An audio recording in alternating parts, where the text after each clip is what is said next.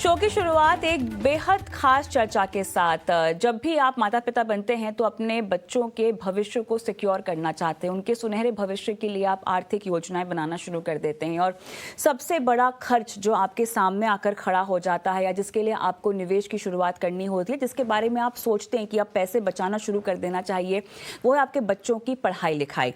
अब तमाम तरह के निवेश के विकल्प हैं जिसके लिए आप सोचते हैं कि शायद निवेश करना सही होगा। आज हमारा फोकस म्यूचुअल फंड्स की ओर है। म्यूचुअल फंड्स की आम स्कीम्स तो होती हैं जिनमें आप निवेश कर सकते हैं, लेकिन कुछ म्यूचुअल फंड्स ऐसे भी हैं जो क्लियरली बच्चों के नाम से म्यूचुअल फंड्स के तौर पर बेचे जाते हैं और बच्चों के बेहतर भविष्य का वादा भी उनमें किया जाता है। ये किस तरह के म्यूचुअल फंड्स होते हैं, और बहुत हम देख रहे हैं एएमसीज भी इसको लॉन्च कर रही हैं, क्योंकि ये बहुत बड़ा लक्ष्य होता है माता पिता के लिए, उनके बच्चों की पढ़ाई लिखाई का, स्कूलिंग का हो, कॉलेज का हो, शिक्षा का हो, विदेश में पढ़ाई लिखाई कराने का हो।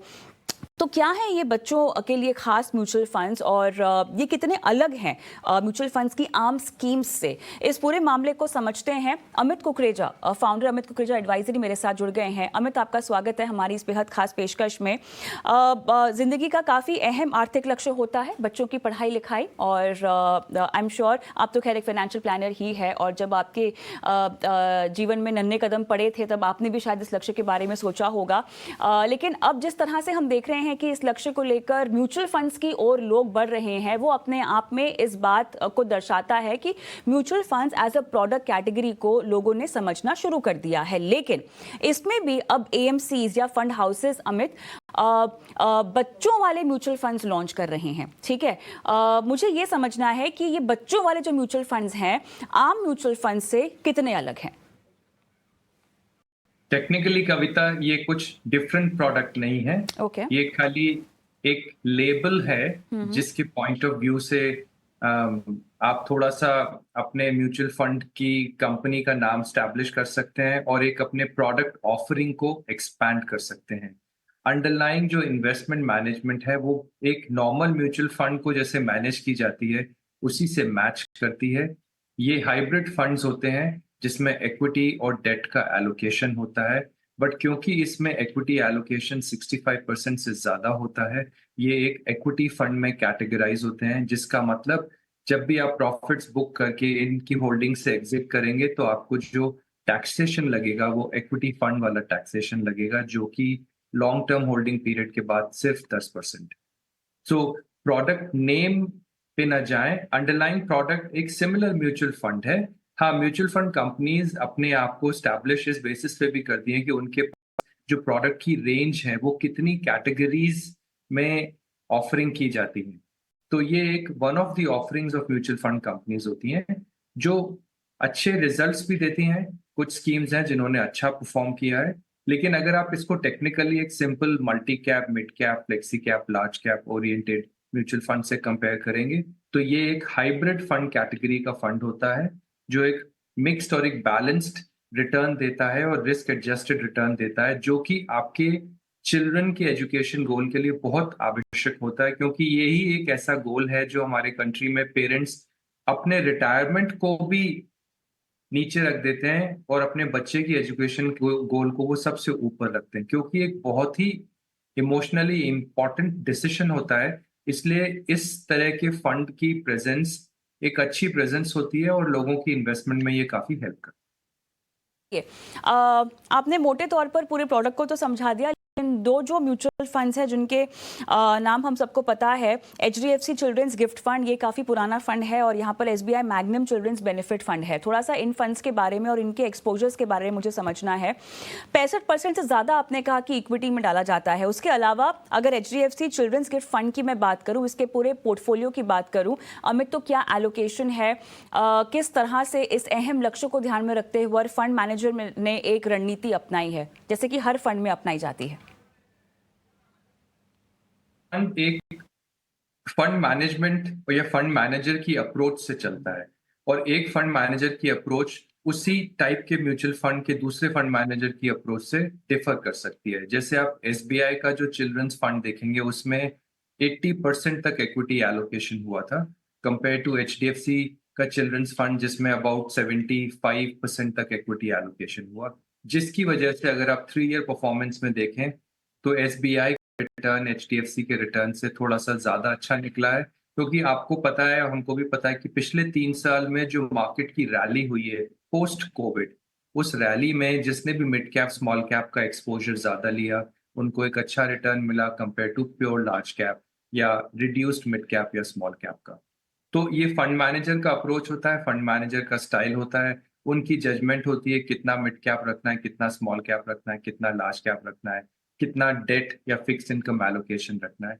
ये एक प्री डिफाइंड रूल नहीं है। जनरली कुछ फंड मैनेजर्स थोड़े से कंजर्वेटिव होते हैं, वो रिस्क कम लेना चाहते हैं, और कुछ फंड मैनेजर्स थोड़े से अग्रेसिव होते हैं, वो हाइब्रिड फंड होने के बाद भी अपनी अग्रेसिवनेस इन्वेस्टिंग अप्रोच में रखते हैं, ताकि इन्वेस्टर को, पेरेंट को उस म्यूचुअल फंड में रिटर्न के कर दिखे, जो उनको इस फीलिंग के साथ काफी सेटिस्फाइड रखे कि हाँ, हमारे बच्चे का education plan is on track और हम टाइम पे एक अच्छे रिटर्न के साथ, कम इन्वेस्टमेंट और बेहतर रिटर्न के साथ अपने बच्चे की पढ़ाई के लिए जो फंड चाहिए उसकी हेल्प, उसके साथ हम तैयार हो सकें।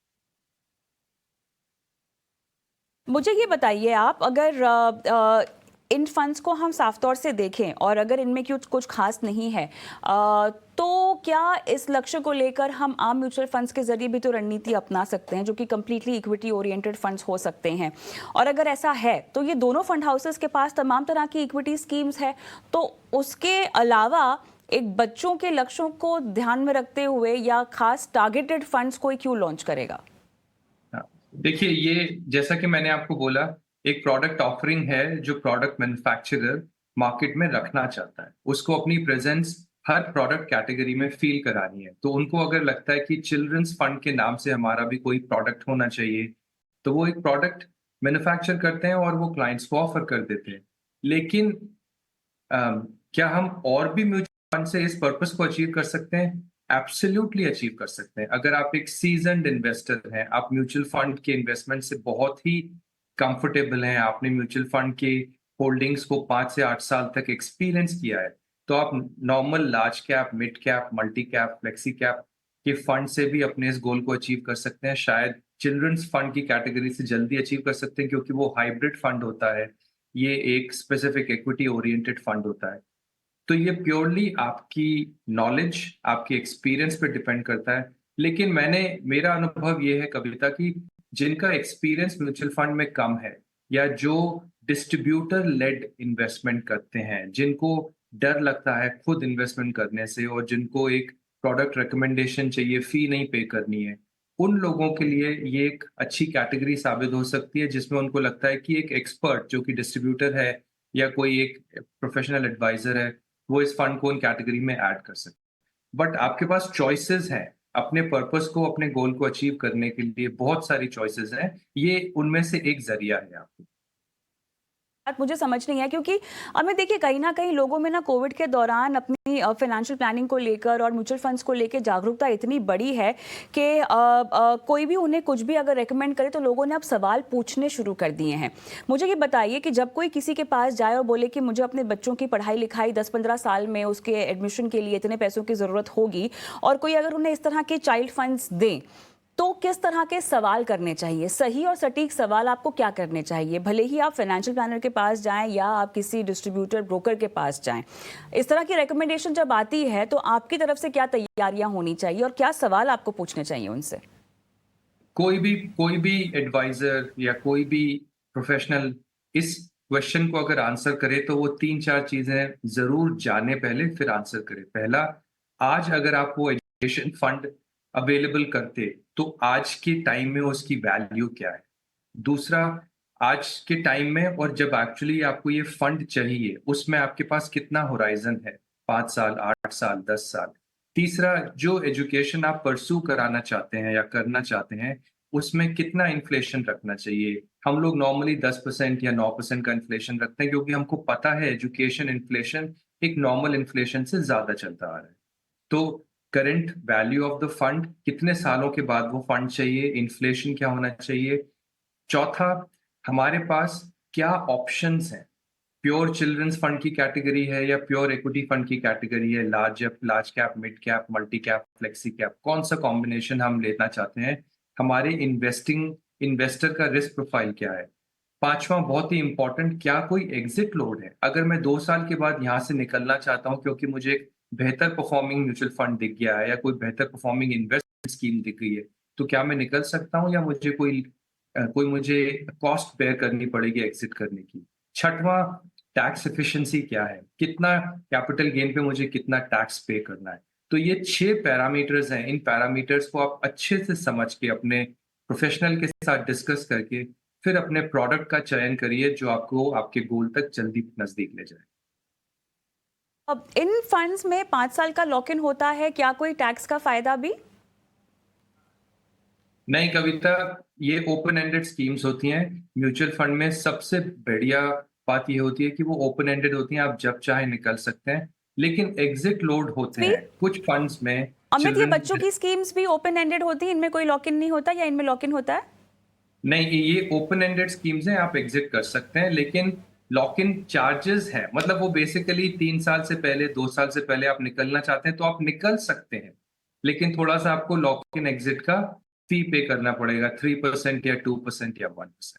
ट्रीटमेंट, अमित, टैक्स ट्रीटमेंट आप समझाएंगे इन फंड्स पे एक बार फिर से? सॉरी कविता, आपका टैक्स ट्रीटमेंट समझाएंगे आप एक बार फिर से इन स्पेसिफिक चाइल्ड फंड्स में? जी, ये इक्विटी ओरिएंटेड फंड्स हैं। इसमें कैपिटल गेन्स पे आपको 10% टैक्स पे करना होता है after a holding period of 1 year which is 365 days, और इसमें आपको इंडेक्सेशन का कोई बेनिफिट नहीं मिलता। अमित, चलिए, मेरे ख्याल से आपने काफ़ी विस्तार से इन फंड्स के बारे में जानकारी दे दी और दर्शकों को ये भी बता दिया कि किस तरह से सिर्फ नाम क्योंकि चिल्ड्रंस गिफ्ट फंड है मतलब नहीं कि वो आपके लिए सही है, आपके बच्चों की पढ़ाई लिखाई के लक्ष्य के लिए सही है। एक सधी हुई रणनीति हमेशा सही होती है और ये आपको कहाँ मिल सकती है, किस तरह से स्ट्रैटेजी को अपनाया जा सकता है, आपको सवाल अगर इसको लेकर कोई पूछना है तो हमें भेज सकते हैं। बहरहाल अमित, आपका बहुत बहुत धन्यवाद, आपने शो पर शिरकत की और दर्शकों का मार्गदर्शन किया। और